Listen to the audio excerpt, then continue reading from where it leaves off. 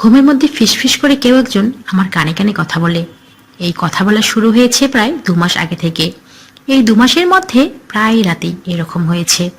মাঝরাতে হঠাৎই কানের কাছে এসে এক নারী কণ্ঠ বলে উঠল, ফাহাদ, রান্নাঘরের গ্যাস লিক হয়েছে, শীঘ্রই উঠে পড়ো, না হলে সবাই মারা পড়বে। আমি জেগে উঠে ভূত ভূত বলে চিৎকার করলাম। সাথে সাথে মা, আপু, ভাইয়া 3জনই ছুটে এলেন। বাবা সেদিন বাড়ি ছিলেন না। আমি কাঁদতে লাগলাম। আপু ধমকে বলল, ইউনিভার্সিটিতে পড়া ছেলে স্বপ্ন দেখে কেমন ভ্যা ভ্যা করে কাঁদছে, লজ্জা করে না বেয়াদব? আমি নিজেকে একটু সামলে নিয়ে বললাম, স্বপ্ন না, এক মেয়ে ভূত কানের কাছে এসে কি সব যেন বলল আমাকে। ভাইয়া হেসে বলল, কি বলল তোর মেয়ে ভূত শুনি? আমি সবটা খুলে বললাম। ভাইয়া আর আপু দুজনই আমাকে অনেক বকাবকি করলেন। মা দোয়া করে মাথায় ফু দিতে দিতে বললেন, কিচ্ছু হয়নি বাবা, ভয় পাস না। আমি তবুও কাঁদতে লাগলাম। আপু বললেন, সব তোর মনের ভুল, দেখবি প্রমাণ করে দিব। আমি মাথা নেড়ে হ্যাঁ বললাম। আপু বলল, চল এখনই আমার সাথে রান্নাঘরে। আমি অনিচ্ছা সত্ত্বেও আপুর সাথে রান্নাঘরের দিকে গেলাম। কিছু দূর যেতেই গ্যাসের তীব্র গন্ধে সবাই ভয় পেয়ে যায়। এরপর থেকে সবার ধারণা আমাদের বাড়িতে পড়ি আছে, আর সেই পরী আমার উপর আঁচড় করেছে। বাবা এক হুজুরের কাছ থেকে তাবিজ কবজ নিয়ে এসে আমাকে দেয়। মা প্রতিদিন রাতে দোয়া পড়ে আমার মাথায় ফু দেয়। প্রথম কয়েকদিন ভাইয়া আমার পাশে ঘুমিয়েছে। ঘুমিয়েছে বললে ভুল হবে, সারা রাত জেগে ফোনে কথা বলেছে। তারপর আমি নিজেই বারণ করে দিয়েছি।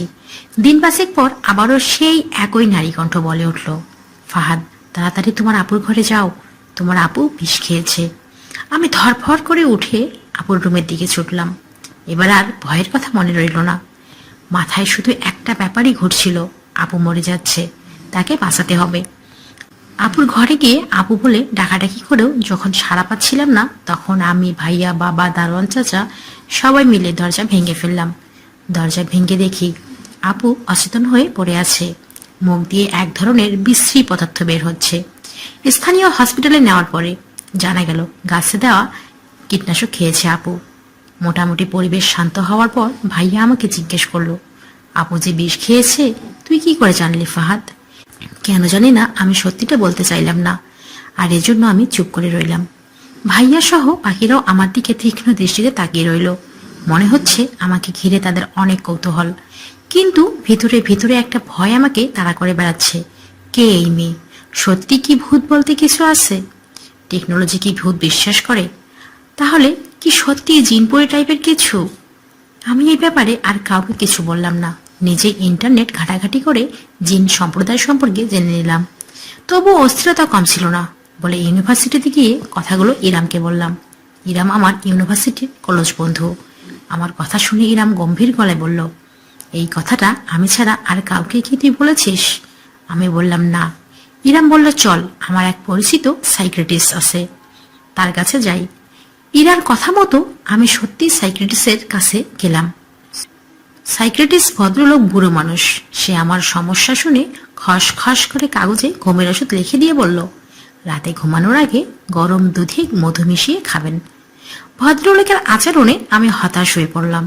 গল্প উপন্যাসে সাইকিয়াট্রিস্ট সম্পর্কে যা পড়েছি, উনি তার উল্টো। সাইকিয়াট্রিস্টের দেওয়া ওষুধ আমি 2 দিন খেয়েছিলাম। তারপর থেকে শুধু ঘুমিয়েই দিন কাটে আমার।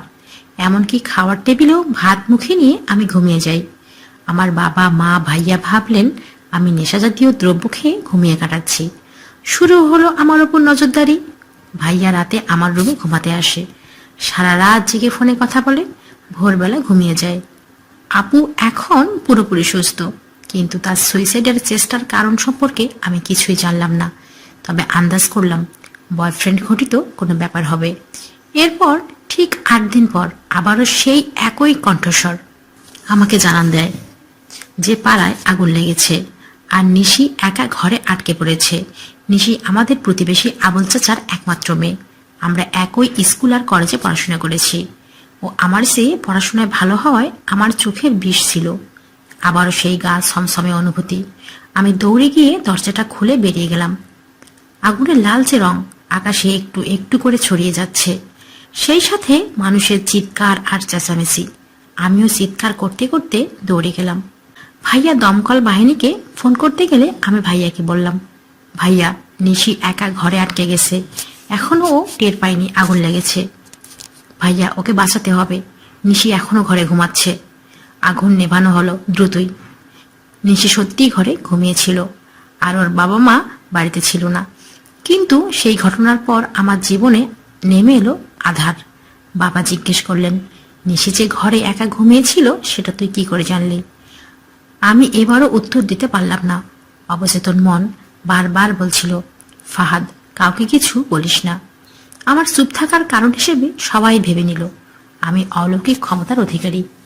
এই ঘটনার পর সবাই আমাকে ভয় পেতে শুরু করলো।